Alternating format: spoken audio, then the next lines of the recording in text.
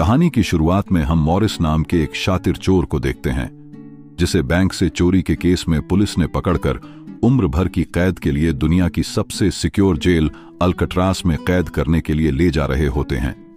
अल्कट्रास एक ऐसी जेल है जिसे समंदर के बीच एक छोटे से आइलैंड पर बनाया गया है। भाइयों, वीडियो को आगे देखने के लिए वीडियो को लाइक और सब्सक्राइब जरूर करें। आइए अब आगे की कहानी देखते हैं। अगर कोई कैदी जेल तोड़कर बाहर भी आता है तब भी वह भाग नहीं सकता, क्योंकि आगे उसका रास्ता पानी रोक लेता है। इसीलिए इस जेल को दुनिया का सबसे सिक्योर जेल का दर्जा हासिल था। यहां सिर्फ दुनिया के टॉप क्रिमिनल्स को रखा जाता, लेकिन जल्द ही इस जेल का रुतबा मिट्टी में मिलने वाला था, क्योंकि अब इस जेल में एंट्री हो चुकी थी फ्रैंक मॉरिस नाम के एक शातिर चोर की, जो पहले भी कई बार जेल तोड़कर भाग चुका है। लेकिन इस बार मॉरिस थोड़ा घबरा गया, क्योंकि यह जेल बहुत ही ज्यादा सिक्योर थी। मगर मॉरिस को यहां अपनी पूरी जिंदगी बिल्कुल भी नहीं बितानी थी। वह जल्द से जल्द इस जेल से भागना चाहता था। जेल में एंटर होते ही मॉरिस भाग जाने का सोचने लगा। मॉरिस को सर से पांव तक फुल चेकिंग करके उसे एक सेल में लॉक किया जाता है। एक गार्ड आकर मॉरिस से कहता है, वेलकम टू अल्कट्रास, और यहां से होती है असली कहानी शुरू। तभी अचानक एक बेल बजती है और सभी सेल के गेट्स ऑटोमेटिकली खुल जाते हैं। अफसर कैदियों को बाहर बुलाते हैं। इस जेल का डिसिप्लिन भी बहुत सख्त है। कैदियों को साफ सफाई और अपने टाइम पर सेल में जाने के रूल्स को फॉलो करना होता है। सब एक जैसा यूनिफॉर्म पहनकर लाइन में ब्रेकफास्ट खाने आ जाते हैं। मॉरिस के सामने लिटमस नाम का एक कैदी होता है। मॉरिस पूछता है कि मुझे तो कांटा ही नहीं मिला, अब मैं नूडल्स कैसे खाऊंगा? लिटमस उसे कहता है, अबे यह तेरा घर नहीं है, जो तुझे मिला है उसे चुपचाप खा ले। तभी वुल्फ नाम का एक खतरनाक कैदी मॉरिस को चिढ़ाने लग जाता है। वुल्फ से जेल में हर एक कैदी तंग था। वह यहां हर एक कैदी पर अपनी मनमानी चलाता था और उस पर बलात्कार के ढेर सारे केस भी हैं। इस जेल में एक से बढ़कर एक खतरनाक कैदी रखे जाते हैं। यहां लिटमस मॉरिस से थोड़ा खाना मांगता है और इस दौरान मॉरिस उसे अपनी प्लेट दे देता है। जब मॉरिस टेबल के नीचे से देखता है तो उसे पता चलता है कि लिटमस खुद खाना नहीं खा रहा, बल्कि वह चूहे को दे रहा है।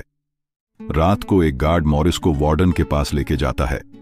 जब मॉरिस वार्डन के ऑफिस में पहुंचता है तो वार्डन मॉरिस से कहता है कि मैं जानता हूं कि तुम बहुत ही शार्प माइंड हो और बहुत इंटेलिजेंट भी हो, लेकिन वो सब यहां किस काम का, क्योंकि तुम्हारे जैसे यहां कितने आए और गए, पर यहां से कोई बच नहीं पाया। यहां कैदी बहुत ही स्ट्रिक्ट रूल्स फॉलो करते हैं। 2 महीने में एक बार ही कोई तुमसे मिलने आ सकता है, और वह भी तब अगर मेरा मूड अच्छा हो। वार्डन बहुत ही सख्त इंसान है, जो जरा सी गलती पर भी कैदियों को बहुत ही स्ट्रिक्ट पनिशमेंट देता है। वार्डन कहता है, यहां से भागने का सोचना भी मत, नहीं तो तुम्हारे टुकड़े टुकड़े कर दिए जाएंगे। जिस पर मॉरिस जवाब देता है, नहीं सर, आपके होते हुए यहां से कौन भागने का सोच सकता है। लेकिन असल में पहले दिन से ही मॉरिस के दिमाग में यहां से भागने की प्लानिंग शुरू हो चुकी थी।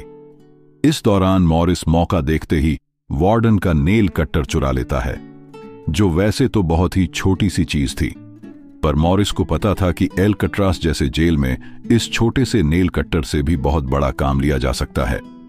मॉरिस वापस सेल में आते ही इस नेल कट्टर को बाइबल में छुपा देता है। अगले दिन बाथरूम में वुल्फ फिर मॉरिस को परेशान करने लगता है, पर इस बार मॉरिस उसे छोड़ने वाला नहीं था।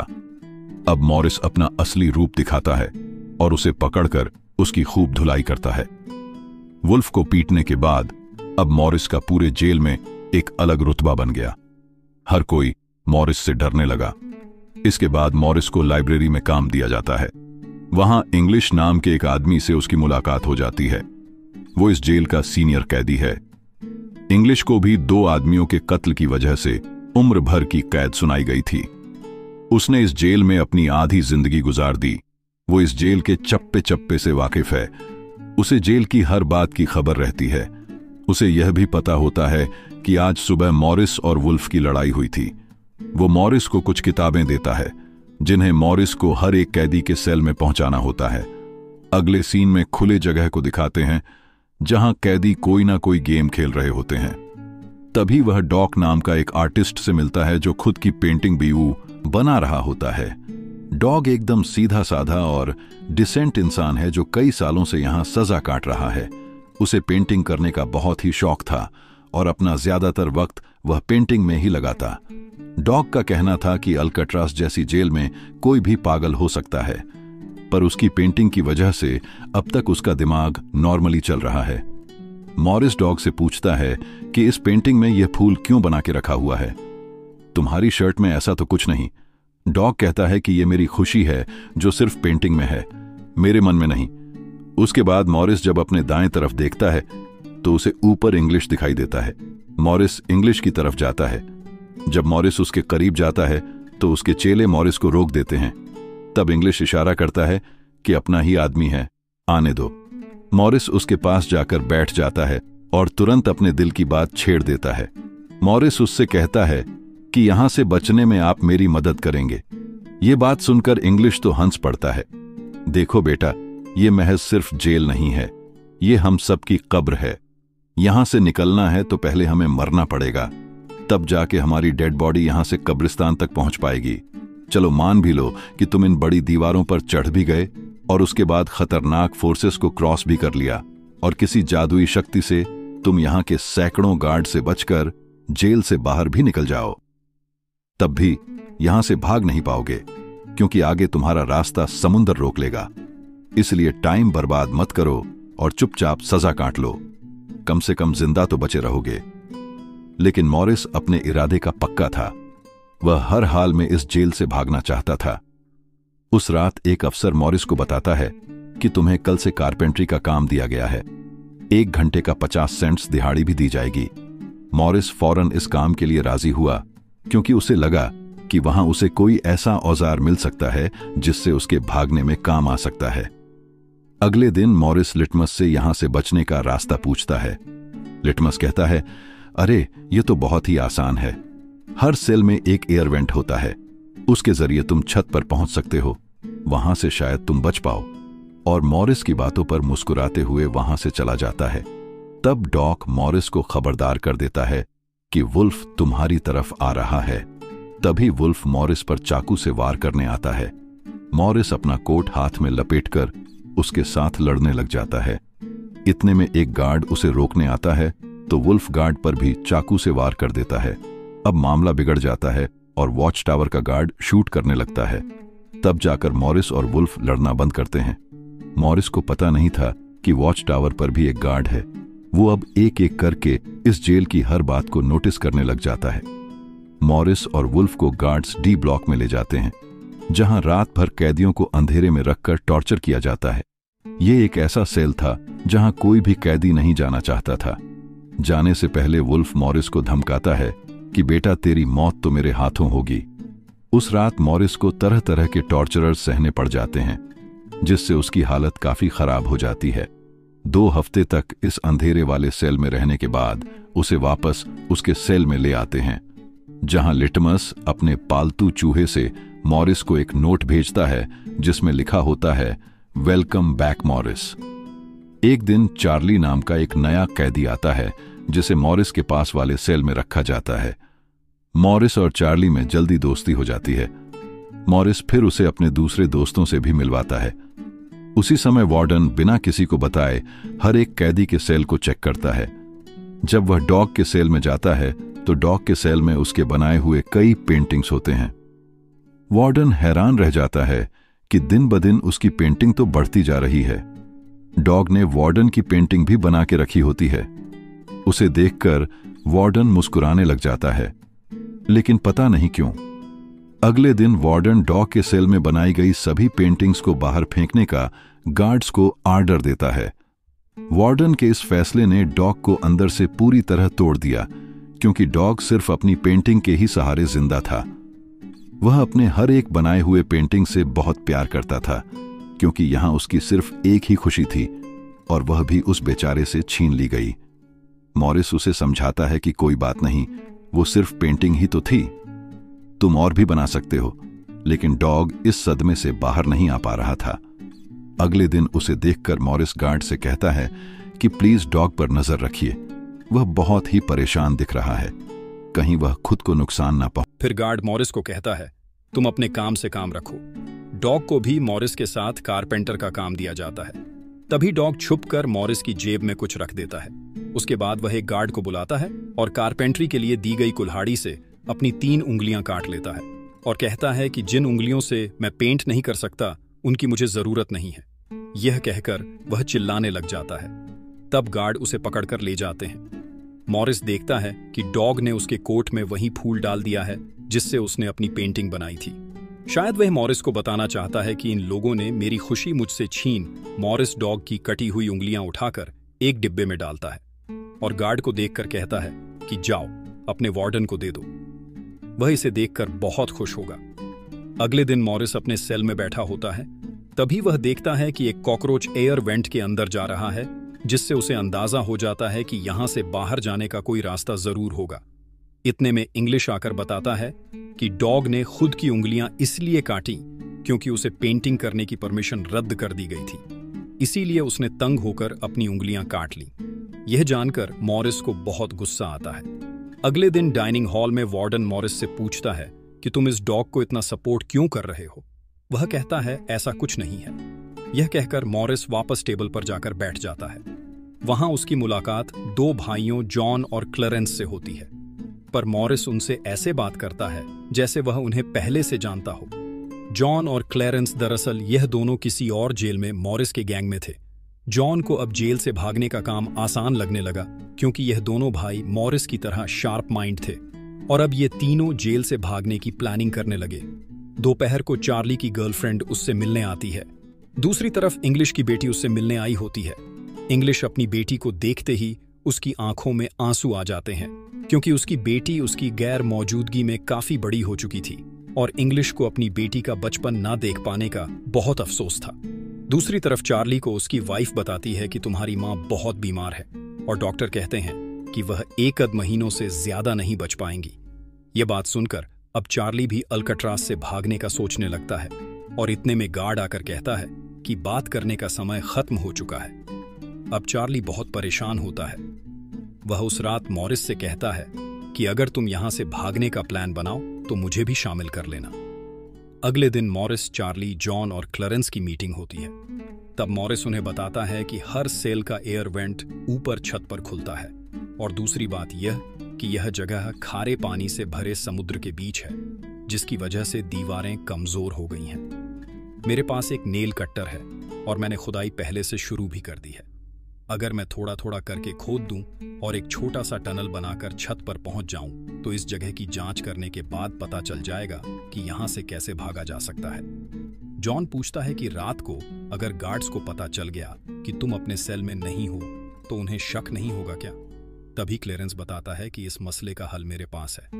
वह कहता है कि यहाँ मेरे पहचान का एक बार्बर है जो कैदियों के बाल काटता है। वह हमें बाल सप्लाई कर सकता है और उसे यूज करके हम एक डमी हेड बनाकर उसे बेड पर लिटा देंगे, जिसके बाद अगर हम दीवार की सुरंग से निकलकर ऊपर छत पर भी होंगे तब गार्ड्स को शक नहीं होगा क्योंकि हमारे सेल के बेड पर नकली सिर रखे होंगे। पर बात अभी भी वहीं अटकी हुई थी कि जेल से तो निकल जाएंगे, लेकिन समुद्र का पानी कैसे पार करेंगे? मॉरिस जॉन से कहता है, देखो इसमें मुझे तुम्हारी मदद की जरूरत पड़ेगी। तुम तो क्लोजिंग डिपार्टमेंट में काम करते हो, वहां तुम्हें उन पुलिस अफसरों के लिए बनाए गए रेनकोट्स मिल जाएंगे, तो तुम कुछ रेनकोट्स चुरा कर मुझे दे देना। हम उससे एक ट्यूब बोट और लाइफ जैकेट बनाकर समुद्र को पार कर सकते हैं। यहाँ चार्ली कहता है, भाई मुझे भी कोई काम दो, मैं भी तुम लोगों की मदद करना चाहता हूं। मॉरिस चार्ली से कहता है कि जब मैं वेंटिलेशन की जाली खोदूं तो तुम पहरा देना ताकि कोई गार्ड हमें देख ना ले, और जब तुम खोदोगे तब मैं पहरा दूंगा। मॉरिस का प्लान सभी को पसंद आता है और उसी रात में काम शुरू कर देते हैं। लेकिन दीवार खोदने के लिए नेल कट्टर बहुत छोटा था, जिसे चलाने में मॉरिस को बहुत जोर लगाना पड़ता और मॉरिस को दीवार खोदने में काफी मुश्किल हो रही थी। उसके हाथ में कहीं छोटी भी आई, लेकिन वो धीरे धीरे उस होल को खोदने लगता है। अगले दिन वो खाने के टेबल पर अपने दोस्तों से कहता है कि मुझे खुदाई के लिए एक बड़े औजार की जरूरत है। नेल कट्टर से दीवार खरीदना बहुत मुश्किल हो रहा है। तभी मॉरिस ने अपने हाथ में चम्मच को देखते हुए उसके दिमाग में एक आइडिया आया। वह जानबूझकर चम्मच को अपने जूते पर घिसकर उसे गंदा कर देता है। उसके बाद मॉरिस ने गार्ड को बुलाया और कहा कि यह चम्मच गंदा है, मुझे दूसरा चम्मच दो। बाकी लोगों ने भी गार्ड से उनका चम्मच बदलने की रिक्वेस्ट की। गार्ड को इसमें कोई गड़बड़ नहीं लगी और उसने फौरन चम्मच बदलने की इजाजत दे दी, जिसके बाद वह सीधा टेबल की तरफ बढ़ता है जहां एक और सिक्योरिटी गार्ड सीट पर बैठा होता है। पर जैसे ही वह टेबल पर रखे हुए चम्मच बदलने लगता है तो जॉन ने वहां मौजूद गार्ड को बातों में उलझा लिया, जिसका फायदा उठाते हुए मॉरिस ने एक के बजाय 2 चम्मच उठा लिए और एक को जेब में छुपाकर रख दिया, जिसके बाद वह सीधा अपने सेल में चला जाता है। रात को इंग्लिश उसे बुक देने आता है तो मॉरिस पूछता है कि क्या यहां पर वेल्डिंग करने वाला कोई इक्विपमेंट मिलेगा। इंग्लिश समझ जाता है कि मॉरिस के सिर पर अब भी जेल से भाग निकलने का भूत सवार है। वह कहता है कि मैं तुम्हें पहले भी बता चुका हूं कि तुम्हारी कोशिश बेकार हो जाएगी क्योंकि तुम पकड़े जाओगे और शायद अपनी जान भी गंवा दोगे। इतने सालों में मुझे कभी भागने का ख्याल नहीं आया क्योंकि मैं जानता हूं यह इम्पॉसिबल है, लेकिन तुम जिद्दी हो तो मैं क्या कर सकता हूं, करो कोशिश। लेकिन मॉरिस को उसकी वार्निंग का कोई फर्क नहीं पड़ता। वह अगले दिन लिटमस से माचिस मांगता है और कहता है कि अगर आप मेरी मदद करेंगे तो मैं आपके चूहे को अपने हिस्से का खाना हर रोज दूंगा। लिटमस खुश होकर यह डील मान जाता है क्योंकि लिटमस को चूहा बहुत पसंद था। उसी रात लिटमस मॉरिस को अपने माचिस पास कराता है। मॉरिस नेल कटर के एक हैंडल को निकालता है जिससे वह एक छोटा सा बेलचा बनाने जा रहा होता है। फिर वह चम्मच को तोड़कर नेल कटर की हैंडल से जोड़ लेता है। फिर माचिस चलाकर दोनों को अच्छी तरह से वेल्ड करके एक नुकीला औजार तैयार कर लेता है। बस फिर क्या था, वह वेंट के चारों ओर खुदाई शुरू करता है। चार्ली पहरा देता है। अगर कोई गार्ड उस तरफ आया तो वह तुरंत सीटी मारकर मॉरिस को सिग्नल देगा, पर पहरा देते देते चार्ली की आंख लग जाती है और तभी वहां पर एक गार्ड आता है।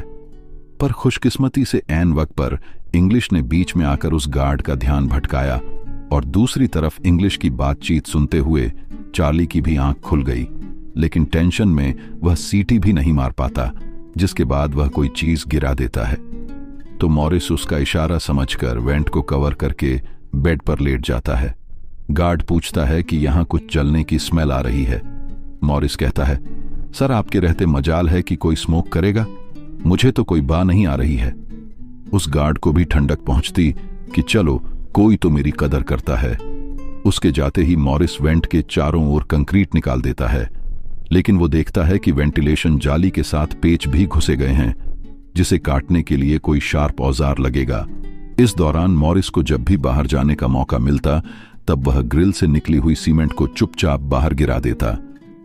अगले दिन कारपेंटर का काम करते हुए वह एक मेटल उठा लेता है जो चाकू की तरह शार्प है, लेकिन चार्ली उसे कहता है कि मेटल डिटेक्टर से बचकर तुम्हें इसे बाहर कैसे ले जाओगे। मॉरिस बहुत ही कॉन्फिडेंस से कहता है कि वह सब मैं देख लूंगा। जब मॉरिस बाहर जाता है तो दरवाजे पर मेटल डिटेक्टर बजने लगता है। दरअसल मॉरिस मेटल को हाथ में उठा लाया था। गार्ड पूछता है कि यह क्यों लेके जा रहे हो। मॉरिस कहता है, सर वो मैंने सोचा कि कपड़े टांगने के लिए इसे यूज करूंगा। गार्ड कहता है, ज्यादा होशियार मत बनो और वो मुझे दे दो। यह कहकर गार्ड वो मेटल उससे ले लेता है और मॉरिस को पूरी तरह चेक करके जाने देता है। लेकिन अपना हीरो तो हीरो है। दरअसल उसने 2 मेटल चुराए थे, एक हाथ में लाया था और दूसरा शूज में छुपा के रखा हुआ था। उस शार्प मेटल से वह ग्रिल को काट लेता है। अब बारी आती है गार्ड्स को चकमा देने के लिए नकली सिर बनाने का, जिसके लिए यह चारों अपनी जिम्मेदारी का काम करते हैं। चार्ली गार्ड से थोड़ा पेंट मंगवाता है। वो गार्ड से कहता है कि मुझे आर्ट बनाने का शौक है। गार्ड भी इनकार नहीं करता और पेंट उसको लाकर दे देता है। मॉरिस उस होल से निकाले गए कंक्रीट को पीसकर एक पाउडर बनाता है। जॉन नाई की दुकान से बाल इकट्ठा करके लाता है और क्लेरेंस लाइब्रेरी से पुरानी किताबें इकट्ठा कर लेता है। सारा सामान इकट्ठा होने के बाद मॉरिस पानी और पुराने मैगजीन का इस्तेमाल करके एक डमी सिर बनाने लगता है, जिसके ऊपर पेंट और नकली बाल लगाकर बिल्कुल रियल दिखने वाला एक नकली सिर तैयार कर लेता है। साथ ही साथ मॉरिस ने अपने प्लान को और मजबूत करने के लिए नकली कार्डबोर्ड बनाए, जिससे कोई शक नहीं कर पाएगा कि सामने की दीवार में किसी ने सुरंग बनाई है। एक रात मॉरिस ने अकेले ही ऊपर जाने का फैसला किया, जिसके लिए उसने अपनी बनाई गई नकली खोपड़ी को बेड पर रखा और उसे गर्दन तक कंबल से ढक लिया। जिसके बाद वह नकली कार्डबोर्ड लेकर सुरंग से बाहर निकल आता है। वहां मॉरिस पाइप्स को पकड़कर धीरे धीरे ऊपर छत पर चढ़ जाता है। दूसरी तरफ चार्ली बाहर पहरा दे रहा होता है। छत पर पहुंचने के बाद मॉरिस देखता है कि वहां ऊपर एक लोहे का ग्रिल है जिस तक वह कूद कर भी नहीं पहुंच पाता। इसी बीच एक गार्ड आता है और चार्ली से पूछता है कि इतनी देर रात तक तुम पेंट क्यों कर रहे हो और तुम्हारा दोस्त मॉरिस आज इतनी जल्दी क्यों सो गया। चार्ली कहता है कि जी सर, आज मॉरिस कारपेंटरी का काम करते हुए थक गया था, इसलिए वह जल्दी सो गया। तभी अचानक गार्ड के हाथ से उसकी लाठी नीचे गिर जाती है। उसे उठाते हुए वह देखता है कि मॉरिस के बाल बहुत अजीब दिख रहे हैं। अब चार्ली डर के मारे कांपने लगता है कि आज तो काम से गए। गार्ड मॉरिस के सेल के अंदर हाथ घुसाकर उसके बाल टच करता है तो मॉरिस पूछता है, क्या हुआ सर, मेरे बाल इतने खूबसूरत हैं क्या। लकीली एन वक्त पर मॉरिस नीचे आकर वहां लेट गया था। अगले दिन मॉरिस अपने साथियों को बताता है कि छत पर एक रास्ता है, लेकिन उसे एक ग्रिल से बांध के रखा हुआ है और वह ग्रिल बहुत ऊंचाई पर है। मुझे एक और साथी की मदद चाहिए। तब जॉन कहता है कि मैंने अपना वेंट पूरी तरह खोद दिया है, आज रात मैं भी वहां पहुंच जाऊंगा, दोनों मिलकर ग्रिल को खोलेंगे। उसी रात मॉरिस और जॉन अपने वेंट्स के जरिए छत पर पहुंच जाते हैं। जॉन मॉरिस को उठाता है और मॉरिस ग्रिल को पकड़ लेता है। जॉन देखता है कि यह लोहे का ग्रिल बहुत ही मजबूत है और उसे पूरी तरह से वेल्ड किया गया है। उसे निकालने का एक ही रास्ता है और वह है इसे ड्रिल मशीन से काटना। अगले दिन म्यूजिक क्लास में सभी अपनी अपनी मर्जी का इंस्ट्रूमेंट बजा रहे होते हैं। तभी मॉरिस की नजर वहां रखे एक छोटे से पंखे पर पड़ती है, जिसे देखकर मॉरिस को लगता है कि वह इस पर काम करके एक ड्रिल मशीन बना सकता है, जिसके लिए वह चार्ली से कहता है कि तुम किसी तरह करके इस पंखे को यहां से छुपा लो। चार्ली बड़ी आसानी से इस छोटे से पंखे को अपने इंस्ट्रूमेंट बॉक्स में छुपा कर रख देता है। जब चार्ली बाहर आता है तो गार्ड्स उसके इंस्ट्रूमेंट बॉक्स को चेक भी करते हैं, लेकिन उन्हें पंखा नहीं नजर आता और चार्ली को जाने दिया जाता है। वह पंखा जैसे ही मॉरिस के हाथ लगता है तो मॉरिस उस पर काम करना शुरू कर देता है और कई घंटों बाद मॉरिस उस पंखे से एक ड्रिल मशीन तैयार कर लेता है। उस रात मॉरिस और चार्ली छत पर चढ़कर उस लोहे की रोड को ड्रिल मशीन से काटने लग जाते हैं। ड्रिल मशीन की आवाज काफी तेज थी, जो कि ड्रिल की आवाज को सुनकर गार्ड्स ऊपर आने लगते हैं। लेकिन तब तक मॉरिस ग्रिल का एक रोड काट देता है और ड्रिलिंग की आवाज बंद हो जाती है। ड्रिल की आवाज बंद होने के बाद गार्ड उसे नजरअंदाज करके वापस चला जाता है। अब इन चारों ने भागने के लिए अपने सभी रास्ते खोल दिए थे, जिसके बाद वह मंगलवार की रात को दुनिया की सबसे सिक्योर जेल अल्कट्राज से भागने वाले थे, जिससे आज तक कोई भी नहीं भाग पाया था। अगले दिन फिर उनकी मीटिंग होती है और वह भी मूवी हॉल में, जहां सब मूवी देख रहे होते हैं। मूवी की आवाज के बीच मॉरिस जॉन और क्लेरेंस से पूछता है कि क्या तुम्हारा वेंट तैयार हुआ है और उन रेनकोट्स का क्या हुआ जिससे हम ट्यूब्स और लाइफ जैकेट्स बनाने वाले थे। वह बताते हैं कि सब तैयार है, हमारा डमी सिर भी एकदम रेडी है, बस बच निकलने की देरी है। अगली सुबह नाश्ते के दौरान मॉरिस ने डॉग के दिए हुए फूल को टेबल पर रखा। वार्डन ने जब इस फूल को देखा तो वार्डनर उनकी टेबल पर आकर वहां रखे हुए फूल को मसल देता है। यह देखकर लिटमस को बहुत गुस्सा आता है, क्योंकि यह फूल डॉग का फेवरेट था और डॉग मर चुका था। लिटमस तो गुस्से में उस पर हमला करता है कि एक तो तुमने डॉग को मार दिया और दूसरी तरफ तुम उसकी दी गई एक छोटी सी निशानी को भी नहीं छोड़ रहे हो। लेकिन जैसे ही वह वार्डन पर हमला करता है, उसे अचानक हार्ट अटैक आ जाता है और वह नीचे गिर पड़ता है। मॉरिस को वार्डन पर बहुत गुस्सा आता है और चारों उसी रात बच निकलने का फैसला करते हैं। मॉरिस आधी रात का इंतजार कर रहा होता है ताकि गार्ड्स का पहरा जरा कमजोर हो जाए तो हम आसानी से बच निकल पाएंगे। तभी मॉरिस के सेल में इंग्लिश उसे कुछ बुक्स देता है, तो मॉरिस कहता है कि आखिरी बार तुमसे हाथ मिलाना चाहता हूं। इंग्लिश समझ जाता है कि मॉरिस ने यहां से बचने का पक्का प्लान बना लिया है। वह चुपचाप यहां से चला जाता है, लेकिन फिर जो होता है वह मॉरिस ने बिल्कुल भी नहीं सोचा था। वार्डन अचानक उसके सेल को चेक करने आता है, जैसे वार्डन को किसी ने उसके प्लान के बारे में बता दिया हो। मॉरिस बहुत ज्यादा घबरा जाता है, क्योंकि इतने महीनों की मेहनत के बाद उसकी मेहनत पर पानी फिरने वाला था। वार्डन ने मॉरिस के सेल के हर एक कोने को चेक करने का हुक्म दिया। गार्ड मॉरिस के सेल की हर एक चीज को चेक करता है, लेकिन मॉरिस कोई आम कैदी नहीं था कि उसने कोई छोटा मोटा प्लान बनाया था, बल्कि उसने एकदम साफ और परफेक्ट प्लान बनाया था, जिसे वार्डन तो क्या बल्कि वार्डन का दादा भी नहीं पकड़ सकता था। यहां तक कि गार्ड ने जब खास उस जगह से सूटकेस हटाया जहां मॉरिस ने सुरंग करके भागने का रास्ता बनाया था, तो वहां भी मॉरिस नहीं पकड़ा गया, क्योंकि उसने पहले से ही एक नकली कार्डबोर्ड बनाकर दीवार में बिल्कुल बारीकी से फिट कर लिया था। जब वहां कुछ नहीं मिलता तो वार्डन और गार्ड चले जाते हैं, लेकिन गार्ड बताता है कि मॉरिस और चार्ली रात भर बातें करते रहते हैं। मुझे तो दाल में कुछ काला लग रहा है। वार्डन कहता है, ठीक है, कल तुम मॉरिस का सेल चेंज कर दो, जिससे वह दोनों ना साथ रहेंगे और ना ही बात कर पाएंगे। अगले दिन ब्रेकफास्ट के टाइम पर वुल्फ मॉरिस को फिर धमकाता है और मॉरिस से कहता है कि आज रात तुम्हारी आखिरी रात होगी। मॉरिस अपने साथियों से कहता है कि यह गधा ठीक कह रहा है, आज रात यहां मेरी आखिरी रात ही होगी। लेकिन दोपहर को ही वुल्फ मॉरिस पर चाकू से वार करने जाता है। तभी इंग्लिश बीच में आकर वुल्फ को पकड़ लेता है। दरअसल इंग्लिश भी मॉरिस की मदद करना चाहता है। वह कामयाब हो या ना हो, लेकिन इंग्लिश मॉरिस के काम में मदद करना चाहता है। उस रात मॉरिस, जॉन, क्लेरेंस और चार्ली ने अपने अपने वेंट के रास्ते से निकलकर ऊपर छत पर मिलने का फैसला किया। यहां तो चार्ली अपने साथियों के साथ भागने के लिए राजी हो जाता है, लेकिन फिर जैसे ही वह सेल में पहुंचता है तो उसे घबराहट होने लगती है। सेल में अकेला बैठकर उसने प्लान में शामिल ना होने का फैसला किया और उसके बाकी 3 साथी अपने अपने वेंट के रास्ते से निकलकर ऊपर छत तक पहुंच जाते हैं। वह तीनों काफी देर तक चार्ली का इंतजार करते हैं, लेकिन काफी टाइम गुजरने के बाद जब उन्हें लगता है कि चार्ली नहीं आएगा, तो वह चार्ली को छोड़कर निकलने का फैसला कर लेते हैं। वह तीनों अपने प्लान के मुताबिक आगे बढ़ने लगे, लेकिन इधर चार्ली की आंखों के सामने उसकी आजादी का सपना दूर होता जा रहा था। वह तीनों धीरे धीरे सर्च लाइट से छुपकर भागने लगे। इस तरह से वह छुप छुप कर बिल्डिंग के एंड पर पहुंच जाते हैं। तभी सेल में बैठे चार्ली के दिल में जोश आता है और वह भी भागने का इरादा कर लेता है। वह अपने वेंट के रास्ते से निकलकर ऊपर छत तक पहुंच जाता है, लेकिन अब बहुत देर हो चुकी थी, क्योंकि वह अकेला वहां ऊपर के उस दरवाजे तक नहीं पहुंच पा रहा था। यानी उसने अपनी आजादी का मौका डर की वजह से गवा दिया।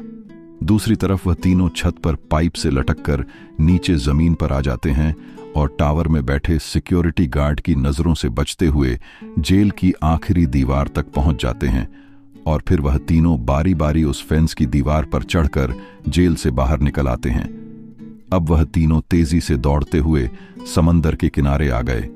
फिर वह तीनों रेनकोट को निकालकर उसमें मुंह के जरिए हवा भरने लग जाते हैं। मुंह से भरने में उन्हें काफी टाइम लग रहा था, लेकिन इसके अलावा उनके पास कोई दूसरा रास्ता नहीं था।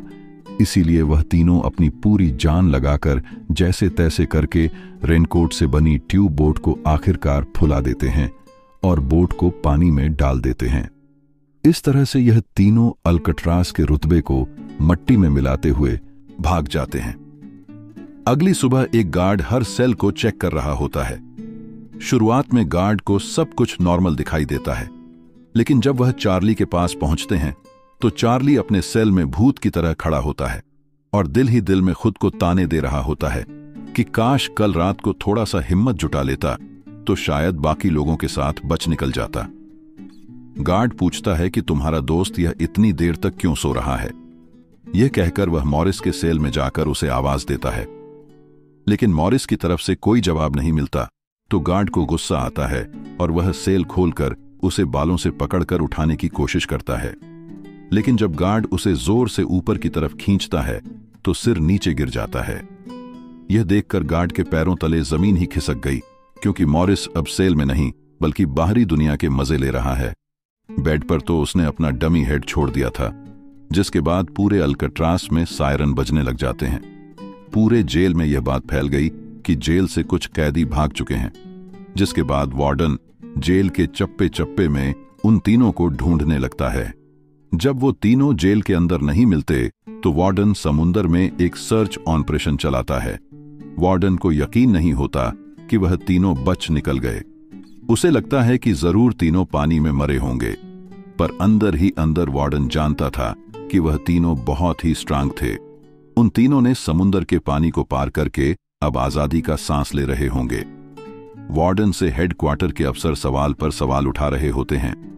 तुम क्या सो रहे थे जब वह तीनों बच निकले? वार्डन बहुत ही टेंशन में होता है, लेकिन तभी वहां पर वार्डन को डॉग का वही फेवरेट फूल मिलता है। इसका मतलब यह था कि मॉरिस वार्डन से डॉग का बदला भी लेना चाहता था। तब सर्च टीम का हेड आकर बताता है कि सर, हर तरफ सर्च हो चुका है, लेकिन उनकी बॉडीज नहीं मिली। अब वार्डन अपनी नौकरी और खुद की इमेज बचाने के लिए उसे कहता है कि जैसा मैं कहता हूं वैसे रिपोर्ट लिखो कि उन तीनों ने बचने की कोशिश की, लेकिन वह तीनों पानी में डूबकर मर गए। लेकिन वाल्टन की इस बात पर किसी को भी भरोसा नहीं हुआ, जिसके बाद मॉरिस अल्काट्राज जेल तोड़ने से पूरी दुनिया में जीनियस के नाम से मशहूर हुआ। इस घटना के 1 साल के बाद अल्काट्राज जेल को बंद कर दिया गया, क्योंकि अब इसकी कोई गारंटी नहीं थी कि यहां से कोई बच नहीं सकता। इस तरह से सच्ची कहानी पर बनाई गई ये फिल्म खत्म हो जाती है।